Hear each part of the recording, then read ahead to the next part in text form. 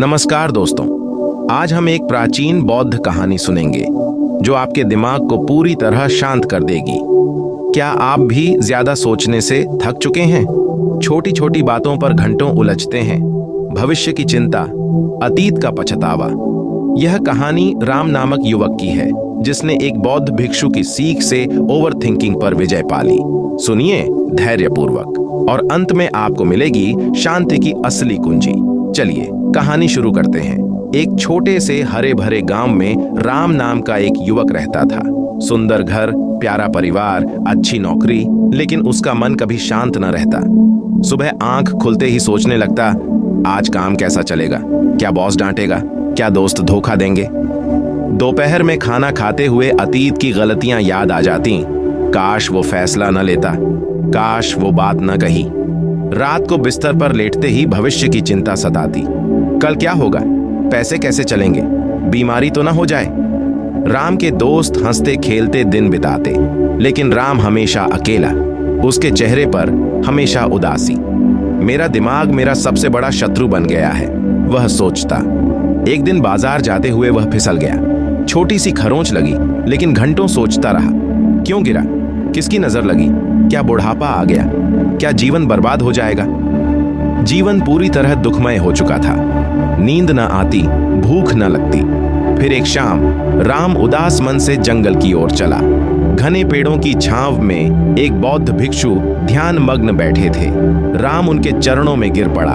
महाराज, मेरी सहायता कीजिए। मेरा मन जंगल की बाघिन सा चंचल है। विचारों का तूफान रुकता ही नहीं। ओवर थिंकिंग से मुक्ति चाहिए, कृपया मार्ग दिखाइए। भिक्षु ने आंखें खोली, हल्की मुस्कान दी। बेटा राम, चिंता मत करो, आओ मेरे साथ। प्रकृति स्वयं तुम्हें सिखाएगी। उठो, चलो। वे दोनों एक विशाल नदी के किनारे पहुंचे। पानी तेज उफान मार रहा था, लहरें गरज रही थीं, पत्ते बह रहे थे। भिक्षु ने शांत स्वर में कहा, राम, इस नदी को पार करो, लेकिन एक शर्त, ज्यादा मत सोचना, बस करो। राम चौंक गया। महाराज, यह पानी कितना तेज है? अगर बह गया तो कैसे कूदूं? पैर कहां रखूं? गहराई कितनी है? क्या डूब जाऊंगा? विचारों का भंवर आ गया। वह घंटों किनारे खड़ा सोचता रहा। सूरज ढलने लगा, छाया लंबी हो गई। भिक्षु मुस्कुराते हुए खुद नदी में उतर गए। शांत मन से एक एक कदम बढ़ाते हुए वे आसानी से दूसरी तरफ पहुंच गए। राम चिल्लाया, महाराज, मैं डर रहा हूं, क्या करूं? भिक्षु ने दूसरी तरफ से पुकारा, राम सुनो, तुम्हारा मन भी ऐसी ही नदी है। विचार पत्तों की तरह बहते आते हैं, हरे पीले काले अच्छे बुरे। उन्हें पकड़ोगे तो डूब जाओगे। उन्हें आने दो, जाने दो। सांस पर ध्यान दो, साक्षी बनो, न पकड़ो न धकेलो, बस देखो। राम ने आंखें बंद कीं, गहरी सांस ली।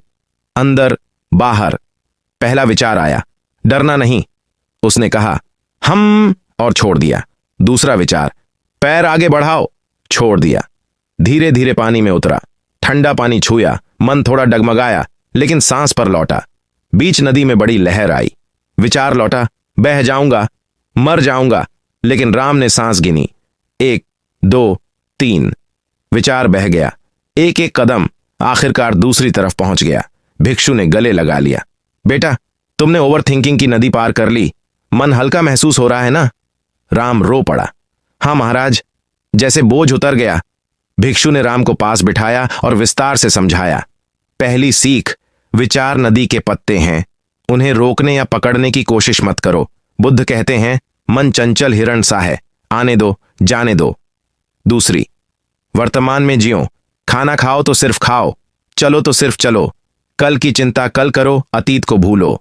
तीसरी, रोज 15 मिनट ध्यान करो। बैठो, आंखें बंद, सांस गिनो, एक अंदर एक बाहर। विचार आए तो कहो हम, और छोड़ दो। चौथी, समस्या आए तो हल खोजो। सवालों में मत डूबो, कागज पर लिखो, समस्या क्या है, 3 स्टेप्स क्या, अभी करो। राम ने तुरंत अभ्यास शुरू किया। पहले हफ्ते कठिन लगा, विचार बार बार आए, लेकिन धीरे धीरे आदत बनी बांध राम बदला हुआ था। निर्णय तेज, चेहरा चमकदार, जीवन खुशहाल। दोस्तों, यह राम की कहानी आपकी कहानी है। आज से ओवर थिंकिंग छोड़ो, सांस पर ध्यान दो, शांति पाओ। बुद्ध की यह सीख जीवन बदल देगी। अगर पसंद आई तो अपनाओ, शेयर करो। नमस्ते, शुभ रात्रि।